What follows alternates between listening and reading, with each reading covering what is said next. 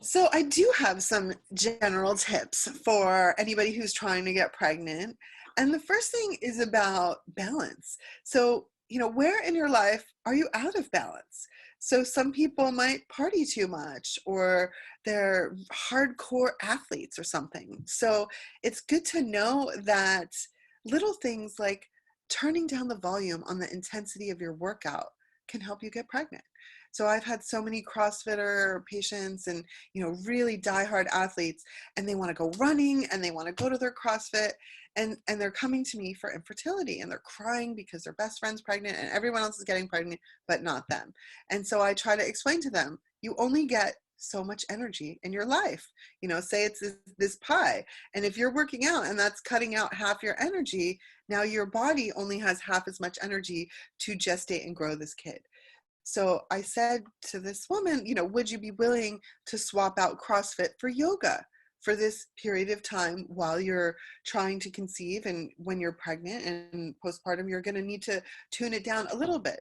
So the woman switched to yoga. She stopped doing her CrossFit and she just turned down the intensity of her workouts, and she got pregnant within 8 weeks. So I think sometimes it's those little things that people don't realize that can help um, make a big difference. Another thing for me that I see a lot in terms of fertility is coldness. So in our culture, in our world, people tend to drink iced beverages. They love ice cream, eating yogurts or fruits or whatever right out of the fridge. And, I want to say, stop.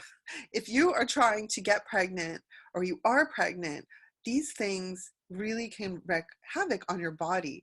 Everybody knows the saying, a bun in the oven, as it refers to pregnancy. And a bun does not grow in the fridge. So it's really important. And that terminology seems to really, people get it.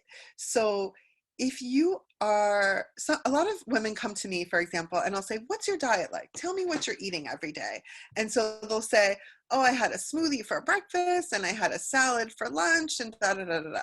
So right there, it's cold, cold, cold, because those smoothies are usually with ice and, fruits and vegetables, and they're cold.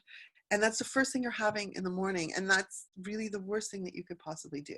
Your body craves warmth. It needs warmth to take in all of the food and nutrients in the body and to process it so your body can use it. So when it's cold, it is harder for the body to assimilate the food and drinks into nutrients for your body, and it slows the process down.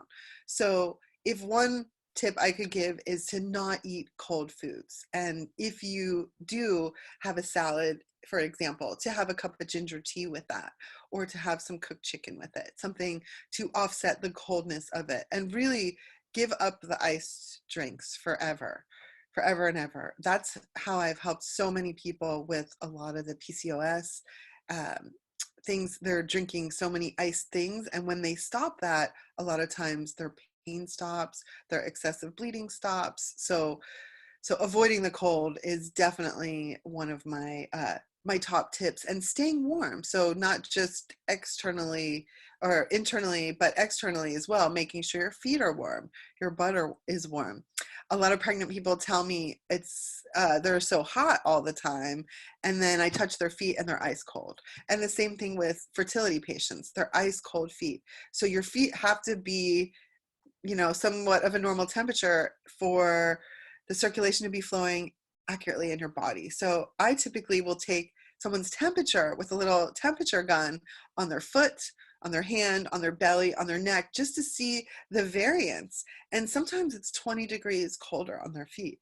So I will say, look, this tells me there's a huge, blockage or some kind of chi or blood stagnation in the body that's not allowing the energy to function optimally for you to be able to conceive a child. So it's exciting because oftentimes their feet will start to warm up, their butts will start to warm up. They'll joke about their partners not, upset with them putting their ice cold toesies on them, and that they actually start to warm up. And that's usually when they would get pregnant too.